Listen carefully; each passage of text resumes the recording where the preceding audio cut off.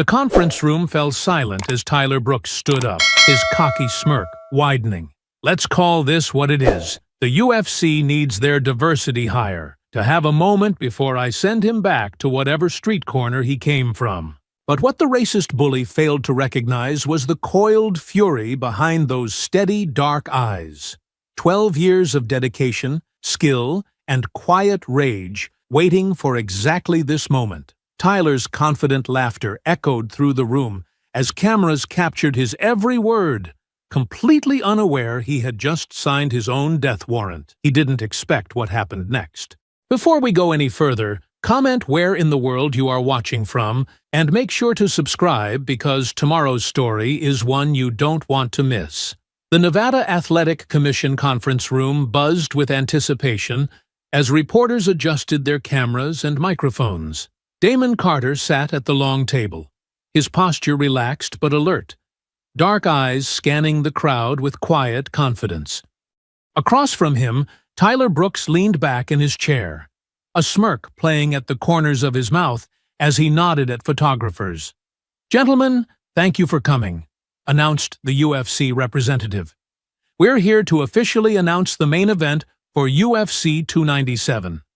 Damon Carter versus Tyler Brooks for the #1 contender spot in the light heavyweight division." Damon straightened slightly, his hands folded on the table. He'd worked 12 years for this moment, grinding through small-town gyms and underground fights to reach this stage. Every scar, every early morning, every sacrifice had led here. "Damon, how does it feel to finally get your shot at the big time?" asked a reporter from ESPN. "It feels like everything I've worked for is coming together," Damon replied, his voice steady. "I've always believed that hard work and respect for the sport would get me here. Now I get to prove it." Tyler laughed, a harsh sound that cut through the room. "Respect for the sport? Come on, Damon. Let's be honest about what this really is." The room fell silent. Damon's jaw tightened almost imperceptibly. "What do you mean by that, Tyler?" pressed another reporter. Tyler's smirk widened. "I mean, let's call this what it is. The UFC needs their diversity hire to have a moment before I send him back to whatever street corner he came from. This isn't about skill, it's about checking boxes." A collective intake of breath rippled through the room. Cameras clicked rapidly as reporters exchanged glances. Damon's hands remained steady on the table, but his knuckles had gone pale. "That's completely inappropriate," started the UFC representative, but Tyler wasn't finished. "Inappropriate? It's the truth. Look at him sitting there all quiet and polite. That's not fighting spirit. That's knowing your place." Tyler stood up, his chair scraping against the floor. "But don't worry, Damon. I'll make sure you remember exactly where you belong." Damon rose slowly, his movements controlled and deliberate. At 6'2", he matched Tyler's height, but there was something in his bearing that made the room feel smaller. "Is that supposed to intimidate me?" "Just stating facts." Tyler stepped around the table, moving closer to Damon. "You might have fooled these reporters with your humble act, but I see right through it. When we get in that cage, all that fake respect disappears, and we'll see what you're really made of." "I don't need to fake anything," Damon said, his voice carrying a quiet intensity that made several reporters lean forward. "My record speaks for itself. 19 wins, 2 losses, 14 finishes. But you already knew that." Tyler stopped just inches from Damon's face, close enough that Damon could smell the coffee on his breath. "Records don't mean anything when you're face down on canvas, wondering why you thought you belonged in there with a real fighter." Damon didn't step back. If anything, he seemed to grow calmer, his breathing steady and deep. "You're going to regret this conversation, Tyler. Maybe not today, but soon enough." "Is that a threat?" "It's a promise." The UFC representative quickly moved between them. "Gentlemen, let's keep this professional. We have a great fight ahead of us, and that's what the fans want to hear about." Tyler finally stepped back. but his eyes never left Damon's face. "Oh, they'll get a great fight.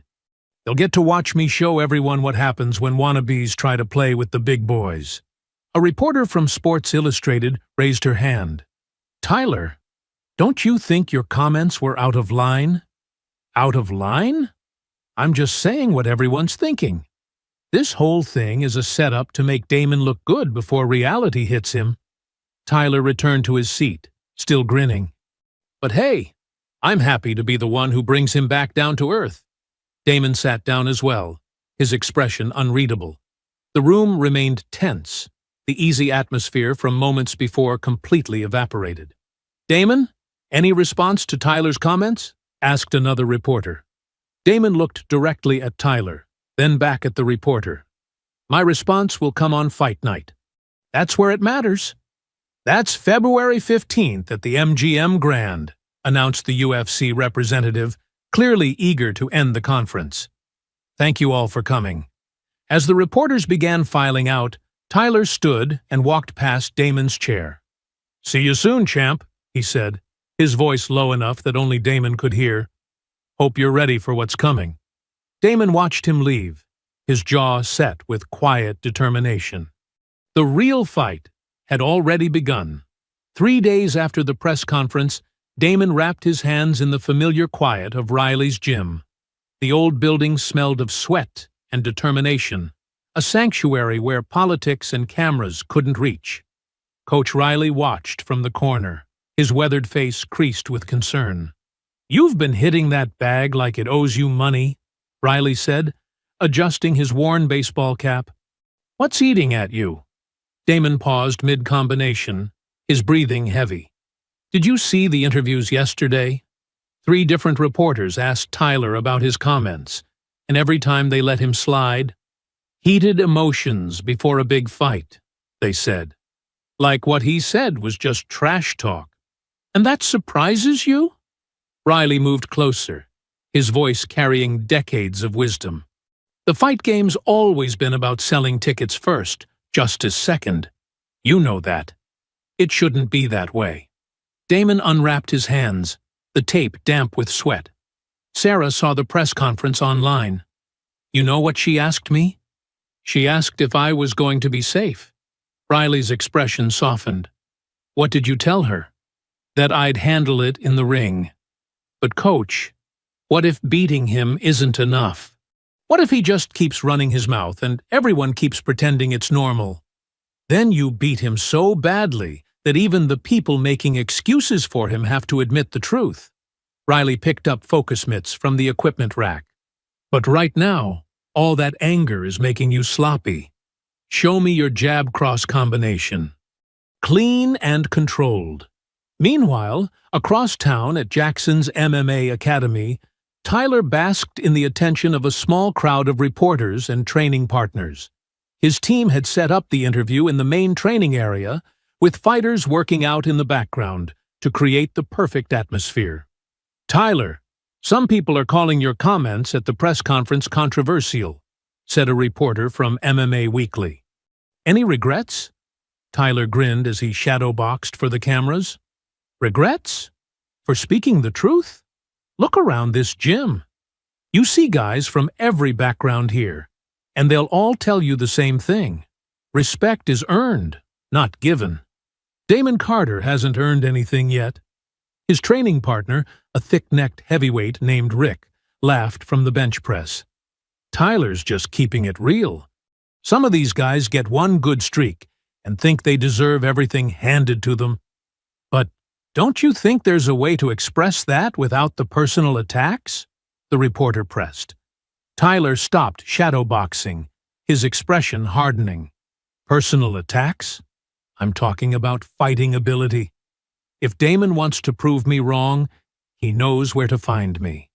February 15th, MGM Grand. Until then, everything else is just noise." Another reporter raised her hand. "Social media has been pretty critical of your comments. Does that affect your preparation?" "Social media," Tyler scoffed. "Half those people have never been in a real fight in their lives." They don't understand what it takes to step into that cage. They want everything to be politically correct and sanitized. But fighting isn't a dinner party. It's about who's stronger, who's tougher, who belongs at the top. Back at Riley's gym, Damon worked through his ground game with his longtime training partner, Mike. The sound of their grappling echoed off the walls as they rolled across the mats.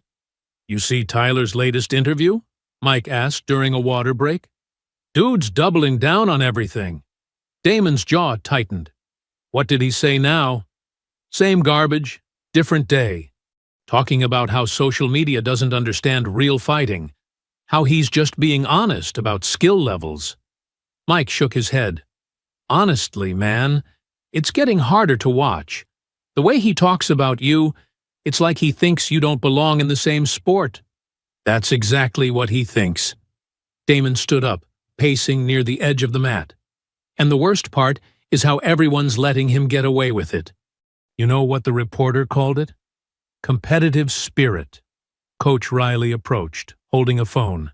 "Speaking of reporters, Sarah's been trying to reach you. Says it's important." Damon took the phone, stepping away from the group. "Hey, baby. Everything okay?" Sarah's voice carried a tension he rarely heard. "Damon, I've been getting messages all day. People sending me links to Tyler's interviews, asking if I'm worried about you fighting him. Some of them aren't even about the fight anymore. They're asking if you feel safe, if you think he might try something outside the ring. Sarah, you know I can handle myself. It's not about handling yourself. It's about how far this guy might go. The way he talks about you, Damon, it's not normal competitor trash talk. There's something uglier underneath it." Damon looked across the gym at Coach Riley, who was pretending not to listen but clearly concerned. "I know, but walking away isn't an option. This fight is everything I've worked for. I'm not asking you to walk away. I'm asking you to be careful. Promise me you'll be careful. I promise. I love you. I love you too. Just remember, winning isn't worth getting hurt over someone else's hatred." As Damon hung up, he realized the truth in her words. This had stopped being just about fighting. The MGM Grand's athlete entrance buzzed with controlled chaos as fighters, trainers, and media personnel moved through the corridors. Damon walked alongside Coach Riley toward the media room, his mind focused on the final press obligations before tomorrow's fight. "Remember, keep it simple," Riley advised. "Answer their questions, stay professional, and get out of there. No need to give them extra material." "I know, Coach. Just ready to get this over with and focus on the fight." As they rounded the corner near the elevator bank, Damon nearly collided with Tyler and his entourage coming from the opposite direction. The hallway suddenly felt smaller as both groups stopped, the tension immediate and palpable. "Well, well," Tyler said, his voice carrying that familiar mocking tone. "Look who's trying to sneak around backstage. Nervous about tomorrow, Damon?" Damon kept walking. "Just taking care of business, Tyler. You should try it sometime." Tyler stepped sideways, partially blocking the path. "Business? That's funny. I was just telling my team about your business. How exactly does someone with your background end up getting handed a title shot?" Coach Riley placed a hand on Damon's arm, sensing the shift in atmosphere. "Let's just keep moving." No, let him answer," Tyler continued, his voice getting louder. "I'm genuinely curious. Did you have to audition for this, or did they just need to fill a quota?" Damon stopped walking, his jaw tightening. "What did you just say?" Tyler's smirk widened as his training partners moved closer behind him. "Come on. Don't act like you don't know what I'm talking about. The UFC's been looking for their next great hope from your people. Lucky for you, the bar isn't set very high." "My people?" Damon's voice dropped to a dangerous quiet. "You know exactly what I mean. They parade you around like you're some kind of champion, but we all know this is just about optics. Tomorrow night, reality sets in, and you go back to wherever they found you." Coach Riley stepped forward. That's enough, Tyler. You want to settle this? Do it in the cage. Tyler ignored Riley completely, his focus locked on Damon. The funny thing is, you actually believe you deserve this. Walking around here like you belong in the same conversation as real fighters. It's almost sad. Real fighters? Damon's hands clenched at his sides. What makes you more real than me? Everything, Tyler shot back. My training, my background, my understanding of what this sport is supposed to be about. You're just a street fighter who got lucky a few times. Tomorrow, I'm going to remind everyone what a real athlete looks like. One of Tyler's teammates, a burly heavyweight named Rick, laughed. Tyler's just keeping it honest. Some guys earn their way up. Others get fast-tracked for the wrong reasons. Damon took a step forward, but Coach Riley's grip tightened on his arm. Don't let him bait you. This is exactly what he wants. Listen to your trainer, Tyler said, his voice dripping with condescension. He's trying to keep you out of trouble. Smart man. He knows you can't handle what's coming tomorrow, so he might as well protect you now while he still can. You think I can't handle you? Damon's voice carried a quiet intensity that made several people in the hallway stop and take notice. I think you're about to find out exactly what happens when affirmative action meets real competition. Tyler stepped closer, close enough that Damon could see the hatred in his eyes. I'm going to embarrass you so badly that they'll think twice before handing out charity fights to your kind again. The hallway fell completely silent. Even Tyler's teammates seemed uncomfortable with how far he'd pushed things. Damon looked Tyler directly in the eyes, his voice steady despite the fury building inside him. Tomorrow night, you're going to regret every word you just said. Is that a threat? It's a promise. And when I'm done with you, everyone's going to know exactly what kind of person you really are. Tyler laughed, but there was something forced about it now. Tough talk from someone who's never faced real adversity. Tomorrow, you find out what it's like to fight someone who won't just roll over for you. We'll see about that. Damon's voice remained calm, but everyone in the hallway could feel the change in him. The respectful, professional fighter from the original press conference was gone, replaced by someone who'd been pushed too far.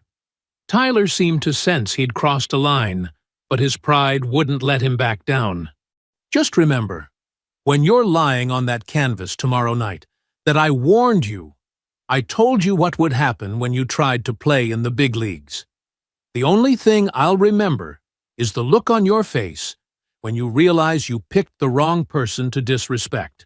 Coach Riley finally managed to guide Damon toward the elevator. Come on! We've got what we came for. As they walked away, Tyler called after them. See you tomorrow night, champ. Hope you're ready for what's coming. In the elevator, Riley shook his head. That boy's got serious problems. What he said back there. I know what he said. Damon's voice was quiet, controlled, but Coach Riley could hear the steel underneath. And tomorrow night, I'm going to make sure he knows exactly what those words cost him. The elevator doors closed, leaving Tyler and his team in the hallway, the weight of what had just happened beginning to settle over them. The MGM Grand Garden Arena erupted as both fighters entered the octagon. 20,000 fans were on their feet, the energy electric with anticipation. Damon moved with fluid precision during his warm-up, his face a mask of focused calm. Across the cage, Tyler bounced on his toes, flexing for the cameras and cupping his ear to the crowd. Ladies and gentlemen, this is the main event of the evening, announced Bruce Buffer.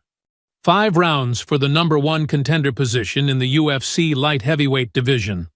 The referee called both fighters to the center of the octagon for final instructions. Tyler immediately started talking, his mouth moving constantly as the referee explained the rules. Keep it clean, gentlemen. Protect yourself at all times. Touch gloves if you want to. Tyler extended his gloves mockingly.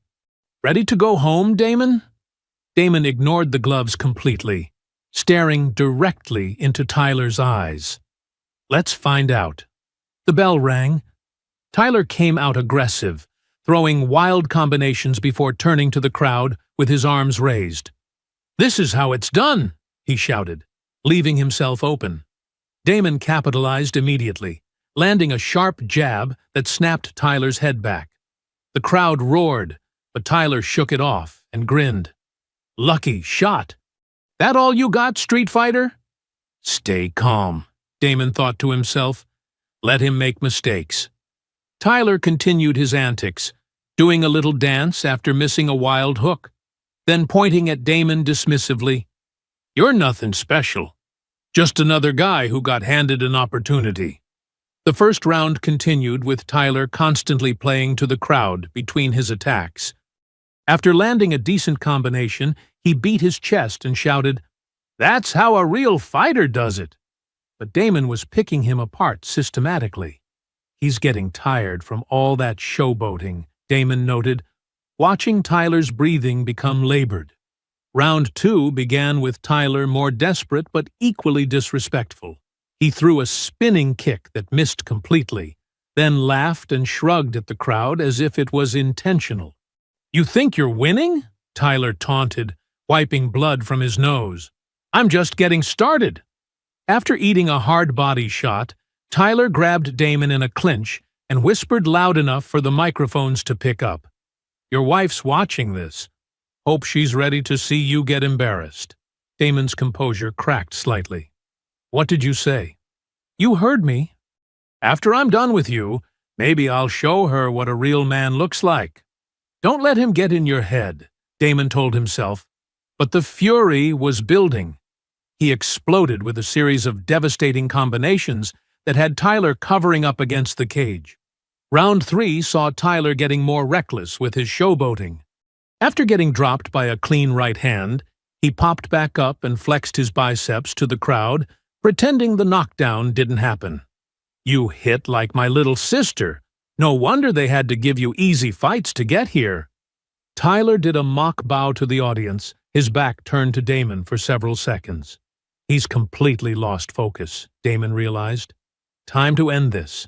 Round 4 opened with Tyler barely able to stand, but his arrogance remained intact. He stumbled backward, then raised his arms as if he was winning, drawing boos from the crowd. "You're still nothing. Even when you win, you'll still be nothing." Damon had heard enough. He shot for a takedown, driving Tyler to the ground with authority. Tyler tried to scramble, but Damon's grappling was superior. He transitioned smoothly to Tyler's back, sinking his hooks in deep. "No, no, no!" Tyler panicked as Damon's arms snaked around his neck. "This is for every racist comment, every insult, every moment you tried to make me feel less than," Damon thought, as he locked in the rear naked choke. Tyler's hands clawed desperately at Damon's forearm, his face turning red as the choke tightened. The crowd was on its feet, sensing the end. "Tap! Tap!" Tyler's corner screamed, but Tyler's pride wouldn't let him. His struggles became weaker, his breathing more labored. Finally, with his vision starting to fade, Tyler's hand slapped frantically against Damon's leg. "Tap! Tap! Tap!" Tyler gasped. The referee immediately stopped the fight as Damon released the choke. Tyler rolled away, coughing and gasping for air, his face a mask of humiliation and rage. Damon stood up slowly, his emotions finally breaking through. The crowd erupted in appreciation for the dominant performance they'd just witnessed. Coach Riley climbed into the octagon, grabbing Damon in a bear hug. "That's how you answer a bully, son. That's how you shut them up." "I told him he'd regret those words," Damon replied, his voice filled with satisfaction and relief. The official announcement echoed through the arena. "Winner by submission, rear naked choke, Damon Carter."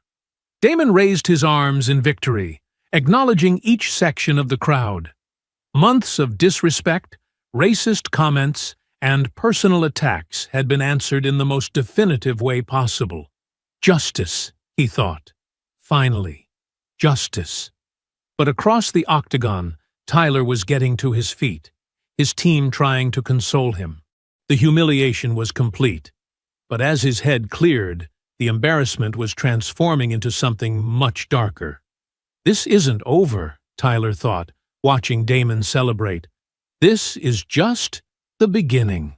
As Damon continued his victory celebration, completely unaware of the hatred burning in Tyler's eyes, the real conflict was just beginning to take shape. The Octagon interview began immediately, with the announcer approaching Damon in the center of the cage. The crowd's energy was still electric from the dominant performance they'd just witnessed. "Damon, that was an incredible submission victory. How does it feel to prove your doubters wrong in such decisive fashion?" Damon took the microphone, still catching his breath but smiling broadly. "It feels amazing. All the talk, all the disrespect, all those ugly comments about who I am and where I come from. That's how you answer ignorance. With skill, with preparation, and with heart." The crowd roared their approval as Damon continued.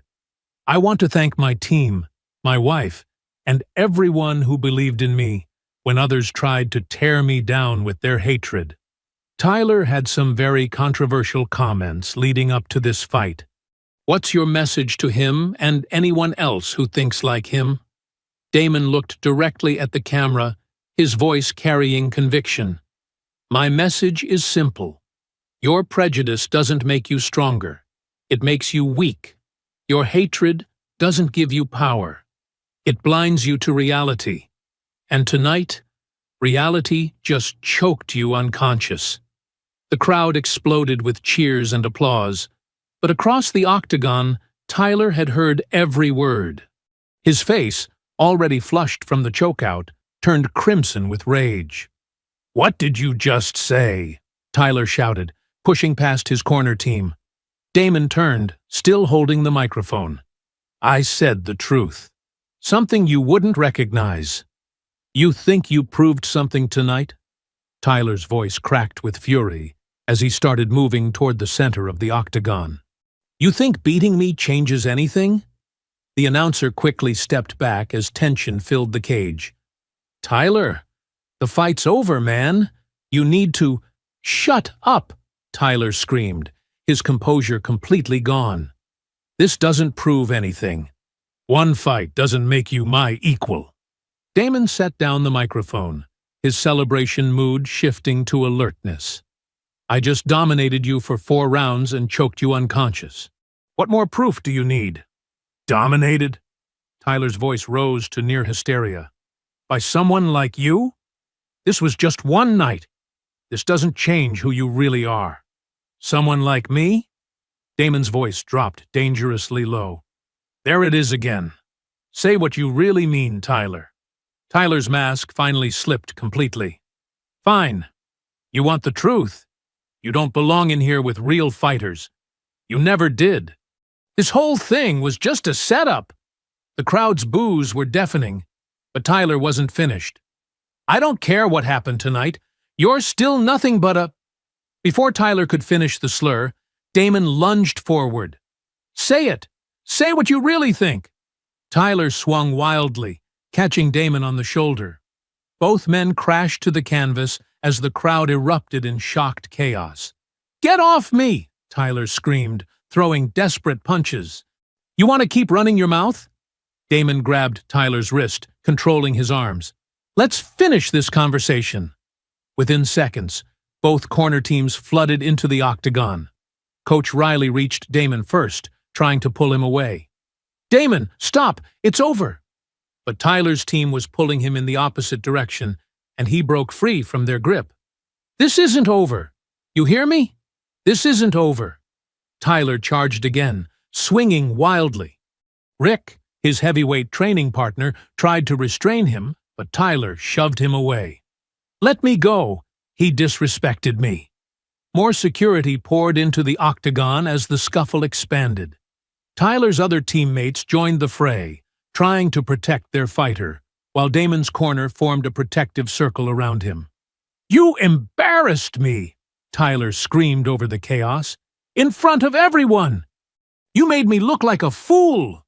You made yourself look like a fool, Damon shouted back, trying to break free from Coach Riley's hold. With your mouth and your attitude. It took 8 security guards to finally create separation between the two fighters. Tyler continued thrashing against the guards holding him, his face contorted with rage and humiliation. This isn't finished! Tyler's voice carried across the entire arena, despite the mayhem. You think winning one fight changes anything? You think it makes you better than me?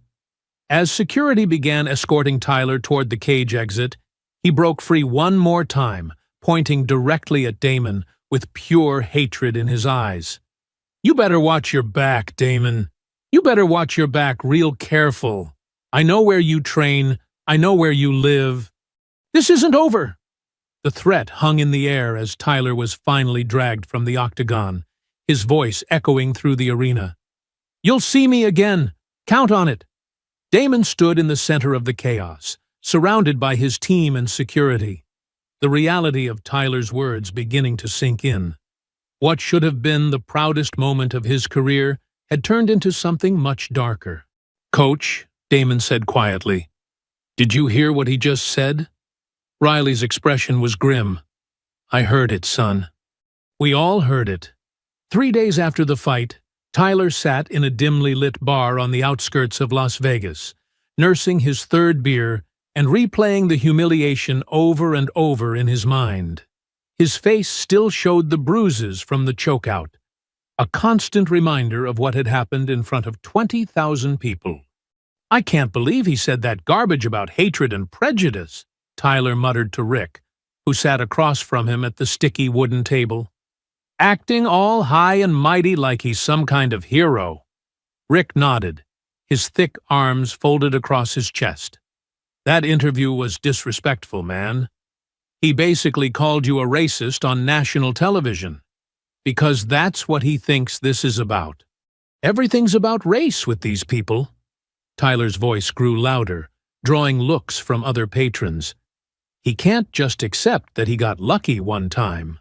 So what are you going to do about it? Asked Danny, another training partner who'd joined them. You can't just let him get away with embarrassing you like that. Tyler's eyes lit up with a dangerous gleam. Who says I'm letting him get away with anything? I told him this wasn't over, and I meant it. What's that supposed to mean? Rick leaned forward, lowering his voice. It means Damon Carter needs to learn some respect. Real respect. Not the fake kind he gets from reporters and fans. Tyler finished his beer and slammed the bottle down. I know where he trains. I know his routine. Guy's so cocky now, he probably thinks he's untouchable. Danny shifted uncomfortably. Tyler, you're not talking about doing something stupid, are you? The fight's over, man. The fight in the octagon is over.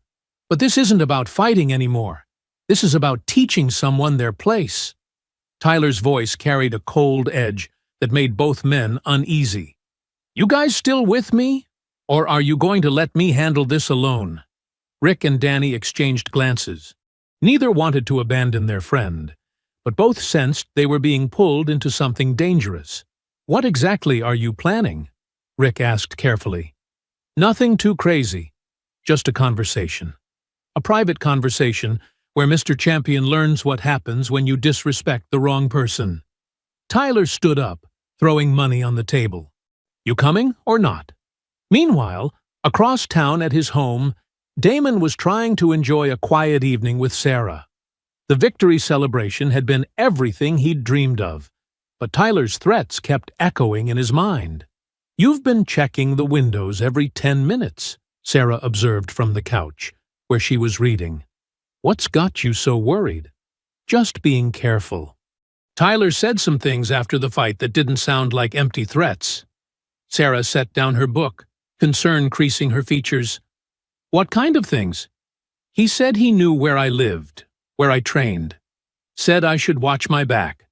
Damon moved away from the window, trying to appear calm. Probably just angry talk. But after everything he said leading up to the fight, maybe we should call the police, make a report, and tell them what? That a guy I just beat up is mad about it? They'll laugh us out of the station. Damon sat beside her, taking her hand. I'm probably overreacting. Guy just got embarrassed on television. He'll cool off in a few days. But even as he said it, Damon didn't believe his own words.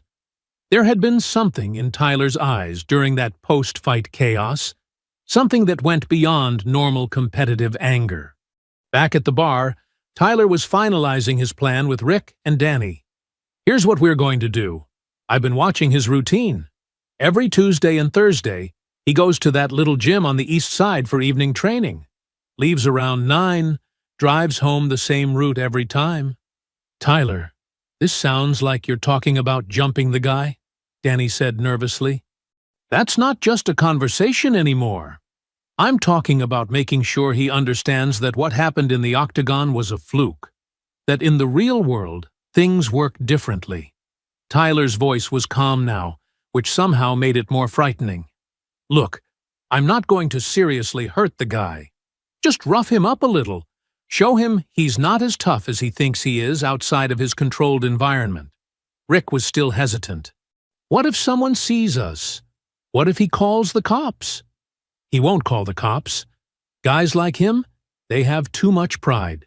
And even if he does, it's his word against ours. Who are they going to believe? Tyler grinned, but there was no humor in it. Besides, after tonight, he'll be too worried about when we might show up again to cause any trouble. The three men left the bar together. Tyler's plan set in motion. What had started as wounded pride was evolving into something much more dangerous. Thursday evening arrived with Damon finishing his training session at Riley's gym. The familiar routine of pad work and sparring had helped clear his mind, but as he gathered his gear, the nagging worry about Tyler's threats crept back in. You heading straight home tonight? Coach Riley asked, toweling off sweat from their session. Yeah, Sarah's making dinner. Why? Riley hesitated, then spoke carefully. Just been thinking about what that boy said after the fight. Maybe you should switch up your routine for a while. Take different routes home. Train at different times. Damon slung his gym bag over his shoulder. Coach, I can't live my life looking over my shoulder because some sore loser made threats. If I start changing everything I do because of Tyler Brooks, then he wins. Sometimes the smart play is to avoid a fight altogether. And sometimes running from a bully just makes them bolder. Damon headed toward the exit. I'll be fine. See you Saturday. As Damon walked toward his car in the gym's small parking lot, he didn't notice the dark SUV parked across the street. Inside, Tyler sat in the passenger seat with Rick behind the wheel and Danny in the back. There he is, Tyler said, his voice tight with anticipation. Right on schedule, just like I said. Damon started his car and pulled out of the parking lot, taking his usual route toward home through the quieter residential streets. The SUV followed at a distance, maintaining just enough space to avoid detection. You sure about this? Danny asked from the back seat, his nervous energy filling the vehicle. What if he fights back? Guy just choked you out 3 days ago. That was in his element, with rules and referees, Tyler replied, his eyes never leaving Damon's taillights ahead. This is different. This is reality. Rick glanced in the rearview mirror. What's the plan exactly? We just pull him over and have a conversation? We corner him somewhere private. Teach him some humility. Show him that winning one fight doesn't make him untouchable. Tyler's hands clenched into fists. He embarrassed me in front of the whole world. Time for him to understand what that feels like. A few cars ahead, Damon noticed the same headlights that had been behind him for several blocks. His training in situational awareness, drilled into him by years of competition, made him naturally observant. He took an unexpected right turn onto a side street to test his suspicions. The SUV followed. He's turning, Rick observed, maintaining distance. Stay with him, Tyler ordered. Don't get too close. Damon's heart rate picked up as he confirmed what he'd feared. He was being followed. He pulled out his phone to call Sarah, then stopped. What would he tell her? That he thought someone was following him? She'd insist he call the police, and he still wasn't sure this wasn't just paranoia. He took another turn, this time onto a more isolated street lined with warehouses and closed businesses. If someone was really following him, this would force their hand. He's heading into the industrial area, Rick noted, slowing down as they entered the darker, less populated section of town. Perfect, Tyler said, his voice carrying a dangerous satisfaction. Pull up next to him at the next light. Damon approached a red light and stopped, glancing nervously in his mirrors. The SUV that had been following him pulled up alongside, and through the tinted windows he could make out multiple figures. The passenger window rolled down, revealing Tyler's face, twisted with anger and malicious intent. "Get out of the car, Damon!" Tyler called across the space between vehicles. "We need to talk." Damon's training kicked in immediately. Multiple attackers, isolated location, no witnesses. This was a tactical nightmare. "I don't think so, Tyler. You want to talk? We can do it somewhere public." "I'm not asking." Tyler's voice hardened. "You embarrassed me in front of everyone. Now it's time to return the favor." The light turned green, and Damon floored the accelerator, his car shooting forward into the intersection. Behind him, he heard tires squealing as the SUV gave chase. "He's running!" Danny shouted from the back seat. "Then we chase him down," Tyler replied coldly. "He can't run forever." Damon's hands gripped the steering wheel as he navigated the narrow streets, his mind racing through options. He could try to lose them in traffic, but this area was too deserted. He could drive to a police station, but he wasn't sure where the nearest one was. His phone was in his gym bag in the back seat, too far to reach while driving. The SUV was gaining on him, its more powerful engine closing the distance between them. Damon realized with growing dread that this chase would end soon, and when it did, he'd be facing 3 men with nothing but his fists and whatever weapons they might have brought. Damon's car careened through the industrial district as he desperately searched for an escape route. The SUV stayed close behind, its headlights flooding his mirrors with harsh light.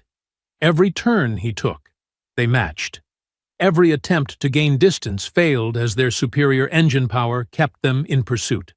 Come on," Damon muttered, scanning the darkened streets for any sign of other people or businesses that might still be open. Behind him, Tyler leaned forward in the passenger seat, his excitement building as they closed in. He's slowing down, running out of road. Rick gripped the steering wheel tighter as they navigated a sharp turn. "What happens when we catch him?" "We have our conversation," Tyler replied, his voice carrying dark promise. A nice, private conversation about respect. Damon spotted what looked like a main road ahead and gunned his engine, hoping to reach traffic or at least better lighting.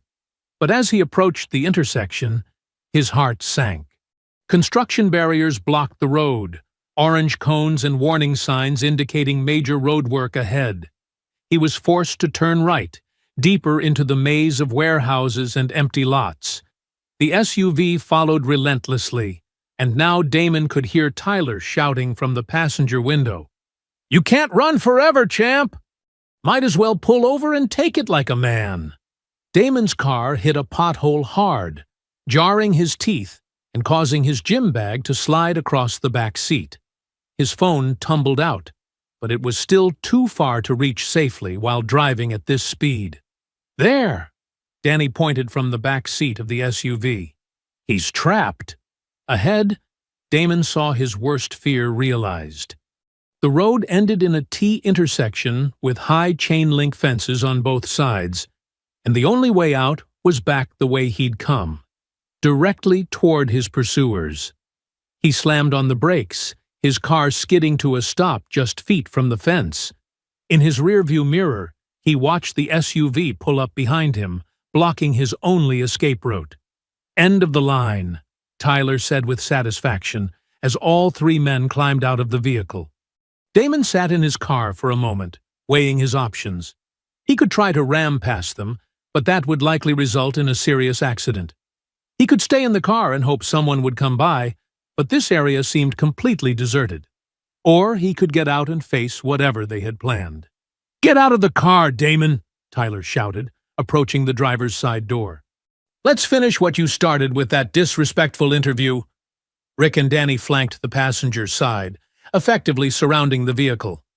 Damon realized he had no choice. Staying in the car would just make him a sitting duck. He opened the door slowly and stepped out, keeping his hands visible. "Tyler, this is crazy. What do you think you're accomplishing here?" "What I'm accomplishing?" Tyler's voice cracked with rage. "You made me look like a fool in front of the entire world. Called me a racist, said my hatred made me weak." "Because that's what it is," Damon replied, trying to keep his voice steady despite his racing heart. "And this proves it. You couldn't beat me in the ring, so now you're jumping me with your friends? This isn't about the ring anymore." Tyler stepped closer, his fists clenched. "This is about you learning your place. About understanding that one lucky night doesn't change anything." Danny shifted nervously behind Tyler. "Maybe we should just scare him a little and leave. This is getting out of hand." "Shut up, Danny," Tyler snapped without taking his eyes off Damon. "We came here to teach a lesson, and that's what we're going to do." Rick cracked his knuckles menacingly. 3-on-1 seems pretty fair considering how mouthy he's been. Damon backed against his car, calculating distances and angles. His MMA training had prepared him for one-on-one combat, but 3 attackers in an open space was a completely different scenario. "You know what the funny thing is?" Tyler continued, his voice taking on a mocking tone. "All those people cheering for you, calling you a hero, they're not here now, are they? It's just you and us, and we're about to show you what a real beating looks like." "If you think this intimidates me, you're wrong," Damon replied, squaring his shoulders. "I've been fighting my whole life. I'm not going to stop now." Tyler laughed, a harsh sound that echoed off the surrounding buildings. "Fighting? You call what you do fighting? You follow rules. You have referees to protect you. This is different. This is what happens in the real world when you disrespect the wrong people." The 3 men began closing in, forming a loose circle around Damon. There was nowhere left to run, nowhere to hide. The confrontation he'd hoped to avoid was about to begin. "Last chance, Tyler," Damon said quietly. "Walk away now, and we can forget this happened." "The only thing I'm forgetting is how to show mercy," Tyler replied, raising his fists. "Let's see how tough you really are." Tyler threw the first punch, a wild haymaker that Damon slipped easily. His MMA training kicked in immediately as he countered with a sharp jab that caught Tyler square in the nose, blood spurting instantly. "You want to do this the hard way?" Damon said, settling into his fighting stance. "Fine by me." Rick charged from the left, throwing a clumsy overhand right. Damon ducked under it and swept Rick's legs, sending the bigger man crashing to the asphalt with a grunt of pain. "This is insane," Danny shouted, but he moved forward anyway, loyalty to Tyler overriding his better judgment. Tyler wiped blood from his nose, his eyes wild with rage. "Hold him down! Both of you! Hold him down!" Danny grabbed for Damon's left arm while Tyler circled to the right. Damon twisted away from Danny's grip and landed an elbow to his ribs that doubled him over, gasping for air. "You thought this would be easy." Damon's breathing was controlled despite the chaos. 3-on-1, and you still can't handle me? Rick had gotten back to his feet, more cautious now after being dropped so easily. "He's faster than I thought. We need to corner him." "I don't care how fast he is." Tyler's voice cracked with desperation. "He's just one man. We're 3. Tyler feinted left, then dove right, trying to tackle Damon around the waist. Damon sprawled backward, using Tyler's momentum against him, and drove his knee up into Tyler's solar plexus. Tyler crumpled to the ground, wheezing and clutching his stomach. Danny had recovered from the elbow and came at Damon from behind, wrapping his arms around Damon's torso in a bear hug. "Got him! Rick, help me!" Rick moved in to throw punches at Damon's exposed midsection, but Damon dropped his weight and threw his head back, catching Danny in the face with the back of his skull. Danny's grip loosened immediately as his nose broke with a sickening crack. "My nose! He broke my nose!" Danny staggered backward, blood pouring through his fingers. Damon spun around and caught Rick with a devastating right cross that sent him sprawling across the hood of his own SUV. The bigger man slumped to the ground, momentarily stunned. Tyler was back on his feet, his face a mask of humiliation and rage. "This isn't over! You hear me?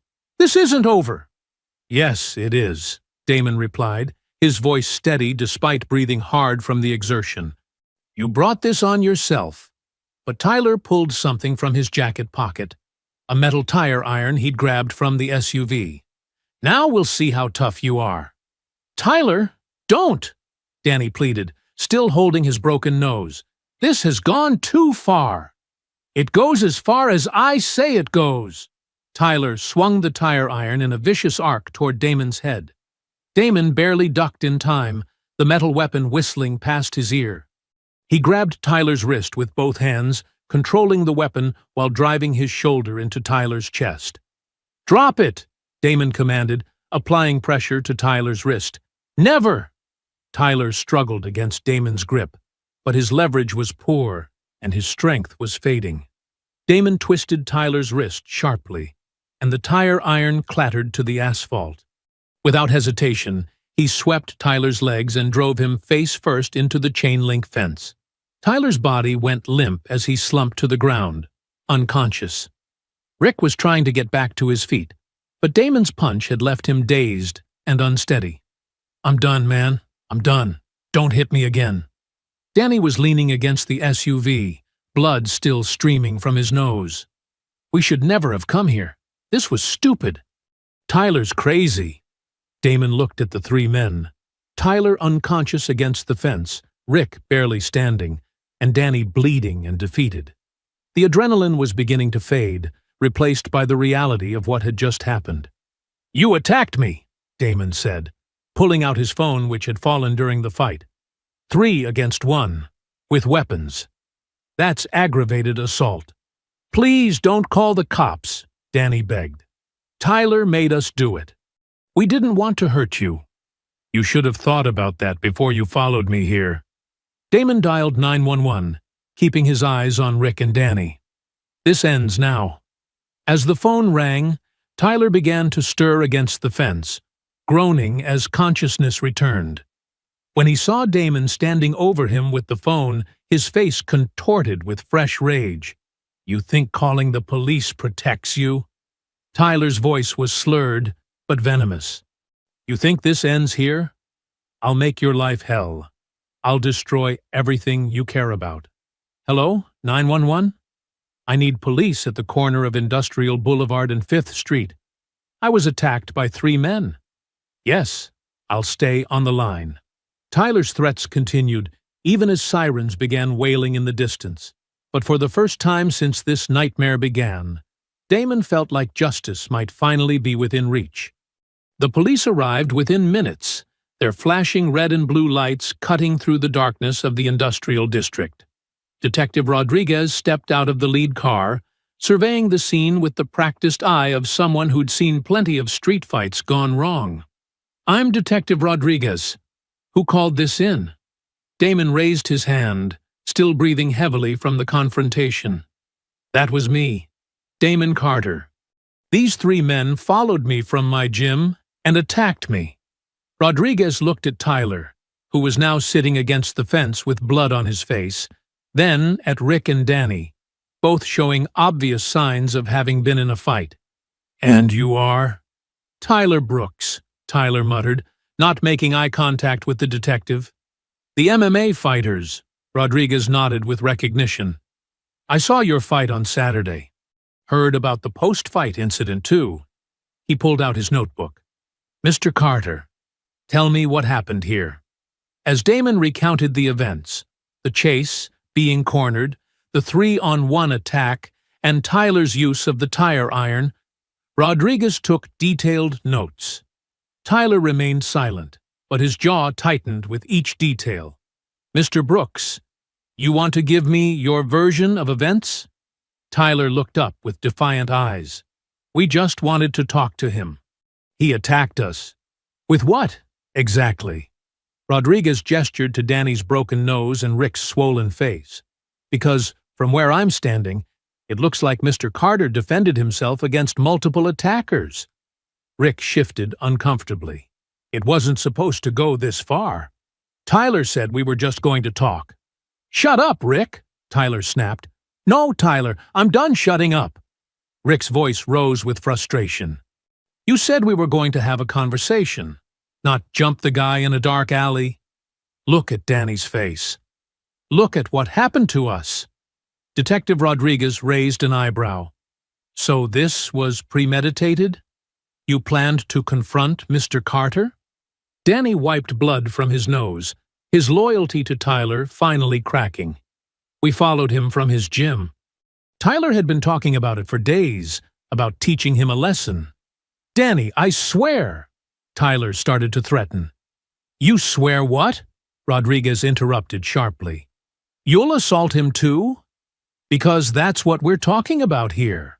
Assault with a deadly weapon, conspiracy, stalking. You're looking at serious charges, Mr. Brooks. Tyler's face went pale as the reality of his situation began to sink in. This is ridiculous. He's the one who started all this with his disrespectful comments after our fight. Comments?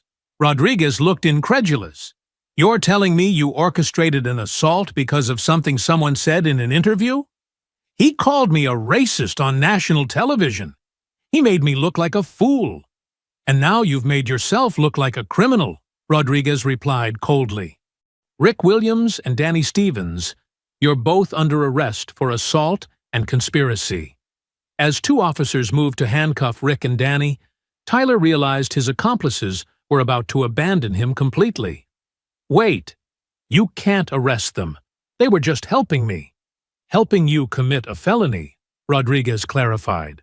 Tyler Brooks, you're under arrest for aggravated assault with a deadly weapon, stalking, and conspiracy to commit assault.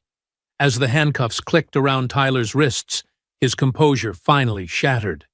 This isn't fair. He embarrassed me. He ruined my career. I had a right to defend myself. Defend yourself? Damon spoke for the first time since giving his statement. You followed me, cornered me, and attacked me with two other men. That's not defending yourself. That's being a coward. Tyler's face contorted with rage as he was led toward the police car. You think this is over? You think some jail time scares me? I'll be out soon, and when I am, I'll remember this. Keep talking, Rodriguez advised. You're just making the prosecutor's job easier. As Tyler was placed in the back of the patrol car, he pressed his face against the window, staring at Damon with undisguised hatred. This isn't finished. You hear me? This isn't finished. Detective Rodriguez handed Damon his business card. You'll need to come in tomorrow to sign your formal statement. We'll also need photos of any injuries you sustained.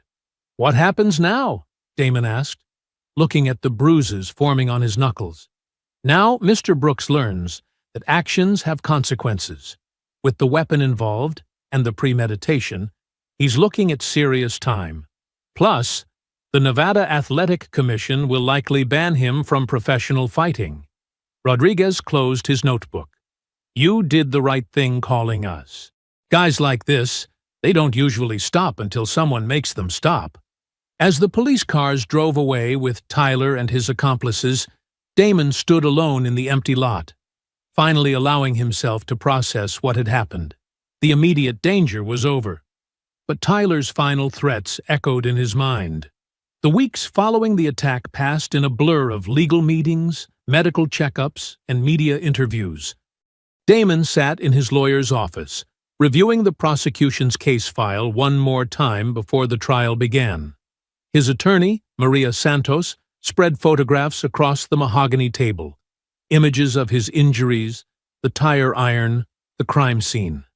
"The evidence is overwhelming," Santos said, adjusting her reading glasses. "Between the physical evidence, the witness testimony from Rick and Danny, and the clear premeditation, the prosecution has a strong case." Damon picked up one of the photos showing the bruises on his ribs. "It's not about winning or losing anymore. It's about making sure this doesn't happen to someone else. Tyler's lawyer will try to paint you as the aggressor, especially given your comments after the fight. Are you prepared for that?" "I've been preparing for this my whole life, even if I didn't know it." Damon set the photo down. "Every time someone told me I didn't belong somewhere, every time I had to prove myself twice as hard as everyone else, it all led to this moment."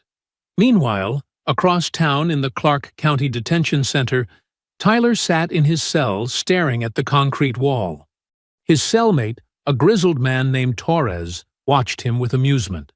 "You're that fighter, right? The one who got beat up by the black guy?" Torres asked, not bothering to hide his entertainment. Tyler's jaw tightened. "I didn't get beat up. It was 3 against 1 and he got lucky." "Lucky?" Torres laughed. "From what I heard, you and your boys got handled pretty easy. Maybe you ain't as tough as you thought." "When I get out of here, we'll see who's tough," Tyler muttered. "When you get out? Boy, you're looking at serious time. Aggravated assault with a weapon? Conspiracy? You might want to start thinking about what comes after, not what came before." But Tyler wasn't ready to accept reality. In his mind, he was still the victim, victimized by political correctness, by a system that favored people like Damon, by circumstances beyond his control. Back at home, Damon tried to return to some semblance of normalcy. He sat at the kitchen table with Sarah, both of them picking at their dinner. "The Nevada State Athletic Commission called today," Sarah said quietly. "They want to discuss your next fight. I'm not sure I'm ready to think about that yet." "Because of the trial?" Damon pushed food around his plate. "Because of everything. The fight with Tyler. What happened afterward. This whole legal process. It's changed something in me, and I'm not sure what yet." Sarah reached across the table to take his hand. "You know what I think changed? You stopped fighting just for yourself. Now you're fighting for everyone who's ever been told they don't belong. That's a lot of pressure.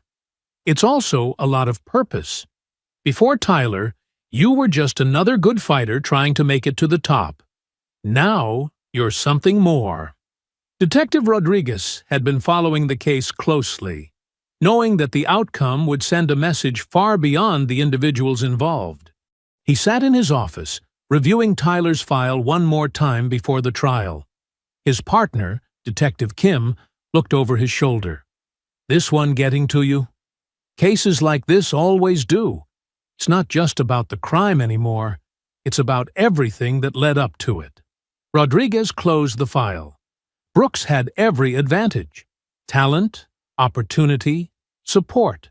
But his hatred poisoned all of it. And Carter? Carter's the kind of man this job reminds you to believe in. Someone who faced injustice and chose to fight it the right way. The media attention had been intense, with sports commentators and social analysts weighing in on everything from race relations in MMA to the responsibility of athletes as role models. But through it all, Damon had maintained his dignity and focus. Coach Riley watched his student during a light training session, noting how the events had changed him. The quiet confidence was still there, but it was deeper now, more purposeful. "You ready for tomorrow?" Riley asked as they finished up. "As ready as I can be. Whatever happens in that courtroom, I know I did the right thing. And after? When this is all over."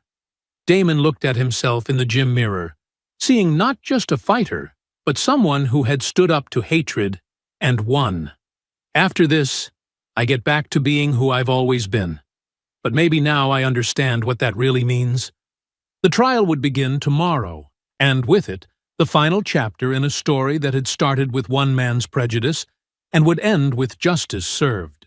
For Damon, it represented more than just legal vindication. It was proof that standing up to bullies, no matter how powerful or intimidating, was always worth the fight. Climax extended. 6 weeks later, the Clark County Courthouse buzzed with activity as Tyler Brooks's trial reached its climax.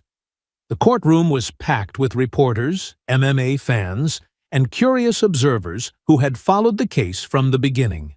Damon sat in the front row behind the prosecutor's table, Sarah beside him for support. Judge Margaret Thompson called the court to order as District Attorney Patricia Wells prepared to present her closing arguments. Tyler sat at the defense table, his expensive suit unable to mask the desperation in his eyes. "Ladies and gentlemen of the jury," Wells began, "over the past 3 days, you've heard testimony that reveals the true character of Tyler Brooks. This is not a case about competitive rivalry or hurt feelings. This is a case about a man who believed his hatred gave him the right to hunt down and assault another human being." She walked to the evidence table, picking up the tire iron that had been used in the attack. "This weapon tells the story of premeditation. Mr. Brooks didn't grab this in the heat of passion. He brought it with him, planning to use it against Damon Carter." Tyler's defense attorney, James Harrison, had tried everything to minimize his client's actions, but the evidence was overwhelming. During his cross-examination of Damon earlier that day, he'd made one last desperate attempt. "Mr. Carter, you've built a career on violence, haven't you? Fighting is literally how you make your living. I compete in a regulated sport, with rules, referees, and medical supervision," Damon had replied calmly. "What your client did was criminal assault. But you threw the first punch that night, didn't you? After being chased, cornered, and threatened by 3 men, one of whom was armed. That's called self-defense." Harrison had grown increasingly frustrated. "Isn't it true that you've profited from this incident?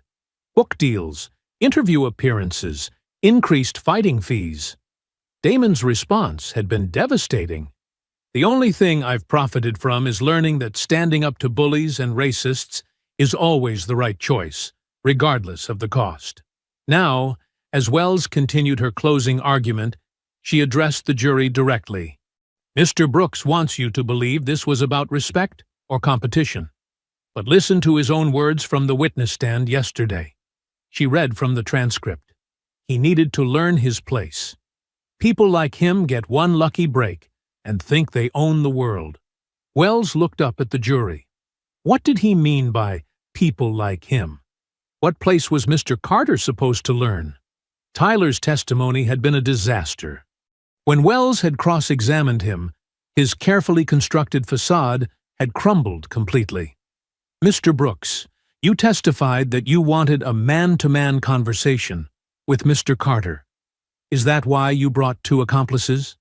"I brought backup because I didn't know what to expect." "Backup? You brought backup to have a conversation?" Tyler's voice had risen defensively. "The guy had just embarrassed me on national television. He made me look weak." "Made you look weak? Or revealed what you actually are?" "I am not weak. I'm a professional fighter. I've worked my entire life to get to a point where you could assault someone who beat you fairly." That's when Tyler had exploded. "He didn't beat me fairly. The whole system is rigged. They wanted him to win because of what he represents. I was set up from the beginning." "Set up how, exactly?" "You know exactly how. The media, the fans, everyone was rooting for him because he's black.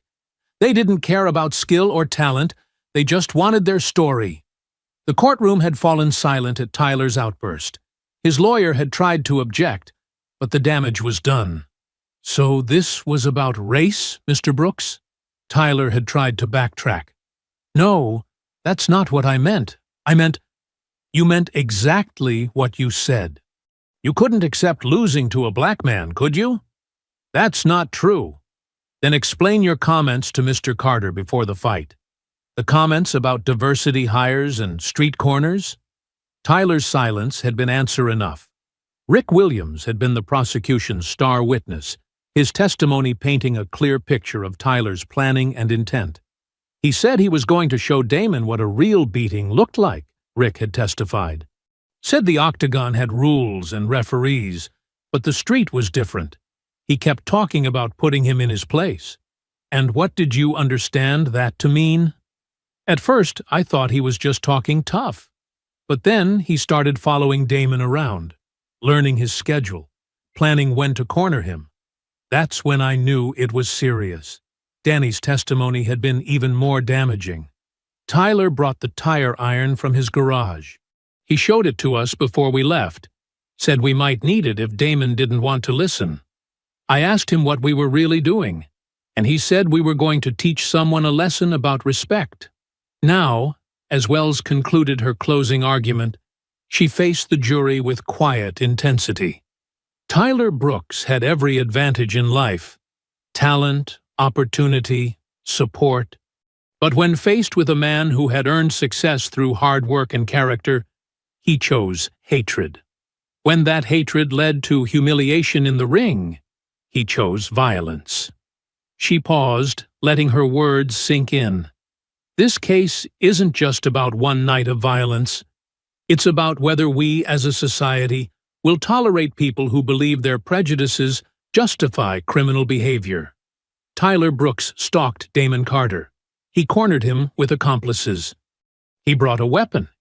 He had every intention of seriously harming or killing a man whose only crime was being better than him. Harrison's closing argument was desperate and brief. My client made mistakes. He let his emotions get the better of him. But this was a moment of poor judgment, not the calculated assault the prosecution wants you to believe. The jury retired to deliberate at 3 p.m. They returned at 4:47 p.m. Has the jury reached a verdict? Judge Thompson asked. The foreman, a middle-aged construction worker, stood with the papers in his hand. We have, Your Honor. On the charge of aggravated assault with a deadly weapon, how do you find? Guilty. On the charge of conspiracy to commit assault? Guilty. On the charge of stalking? Guilty. Tyler's legs gave out, and he collapsed into his chair as the verdict was read. His mother, sitting in the gallery, began crying quietly. Judge Thompson reviewed the sentencing guidelines before speaking. Mr. Brooks, you are sentenced to 5 years in Nevada State Prison, with possibility of parole after 3 years. Additionally, you are ordered to pay $250,000 in restitution to Mr. Carter for medical expenses and emotional distress. As the bailiff approached with handcuffs, Tyler looked across the courtroom at Damon one final time. But instead of the hatred that had driven him to this moment, there was only hollow defeat. This court is adjourned. Justice, at long last, had been served. 6 months after the trial, Damon stood in the center of a packed arena in Phoenix, his hand raised in victory after defending his newly won light heavyweight championship. The crowd's roar was deafening as he celebrated with Coach Riley and his team. But this victory felt different from all the others. How does it feel to be champion? The post-fight interviewer asked, holding the microphone toward Damon. It feels like everything I went through was worth it, Damon replied, still catching his breath. Not just the training and the fights, but everything. The hatred, the threats, the trial. It all led to this moment. You've become something of an inspiration to many people. What's your message to them? Damon looked directly into the camera. My message is simple. Never let anyone make you feel like you don't belong somewhere. Work hard, stay true to your values, and justice will prevail. It might take time, but it will prevail. Meanwhile, 2,000 miles away, Tyler sat in his prison cell at Northern Nevada Correctional Center, watching the fight on the small television mounted to the wall. His cellmate, Torres, glanced over at him with amusement. "That's your boy right there," Torres said, gesturing at the screen. "The one who put you in here." Tyler's jaw tightened as he watched Damon celebrate with the championship belt. He got lucky. One good night doesn't make you a champion. Looks pretty champion-like to me. Belt around his waist, crowd going crazy, living his dream. Torres chuckled. "While you're counting down 3 more years in here." Tyler turned away from the television, unable to watch anymore. The Nevada Athletic Commission had not only banned him from professional fighting, but had also launched an investigation into his past conduct that led to several other fighters coming forward with stories of his inappropriate behavior. His career was over, his reputation destroyed, his future uncertain.